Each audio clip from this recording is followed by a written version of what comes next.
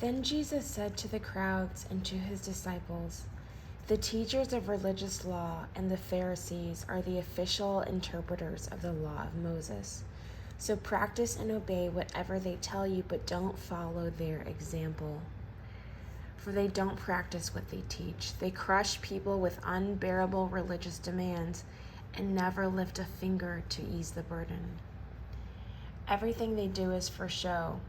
On their arms, they wear extra wide prayer boxes with scripture verses inside, and they wear robes with extra long tassels, and they love to sit at the head table at banquets and in the seats of honor in the synagogues. They love to receive respectful greetings as they walk in the marketplaces and to be called rabbi. Don't let anyone call you rabbi, for you have only one teacher, and all of you are equal as brothers and sisters. And don't address anyone here on earth as Father, for only God in heaven is your Father. And don't let anyone call you teacher, for you have only one teacher, the Messiah. The greatest among you must be a servant, but those who exalt themselves will be humbled, and those who humble themselves will be exalted."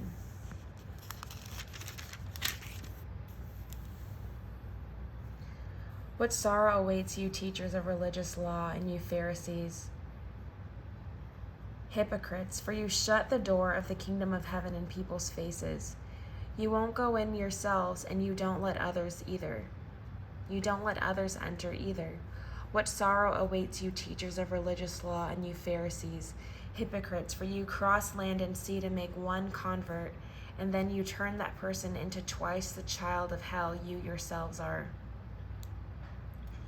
Blind guides, what sorrow awaits you, for you say that it means nothing to swear by God's temple, but that it is binding to swear by the gold in the temple. Blind fools, which is more important, the gold or the temple that makes the gold sacred? And you say that to swear by the altar is not binding, but to swear by the gifts on the altar is binding. How blind, for which is more important, the gift on the altar or the altar that makes the gift sacred? When you swear by the altar, you are swearing by it and by everything on it. And when you swear by the temple, you are swearing by it and by God who lives in it. And when you swear by heaven, you are swearing by the throne of God and by God who sits on the throne.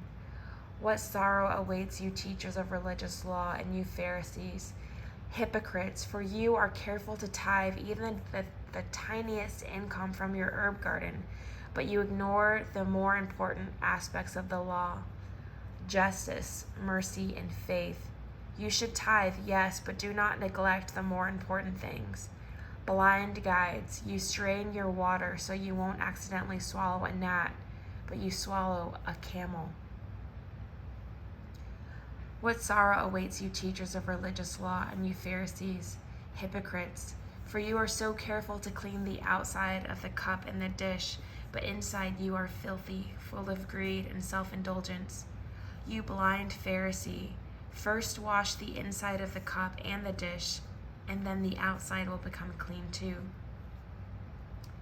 What sorrow awaits you, teachers of religious law, and you Pharisees, hypocrites, for you are like whitewashed tombs, beautiful on the outside but filled on the inside with dead people's bones and all sorts of impurity.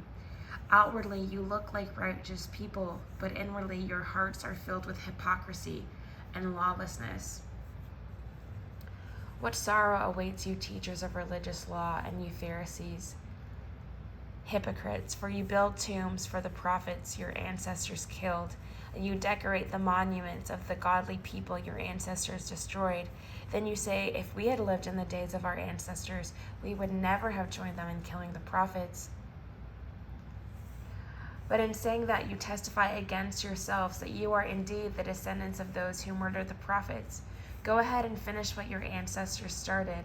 Snakes, sons of vipers, how will you escape the judgment of hell? Therefore I am sending you prophets and wise men and teachers of religious law, but you will kill some by crucifixion, and you will flog others with whips in your synagogues, chasing them from city to city. As a result, you will be held responsible for the murder of all godly people of all time, from the murder of the righteous Abel to the murder of Zechariah, son of Berechiah, whom you killed in the temple between the sanctuary and the altar. I tell you the truth, this judgment will fall on this very nation. O Jerusalem, Jerusalem, the city that kills prophets and stones God's messengers. How often I have wanted to gather your children together as a hen protects her chicks beneath her wings, but you wouldn't let me. And now look, your house is abandoned and desolate.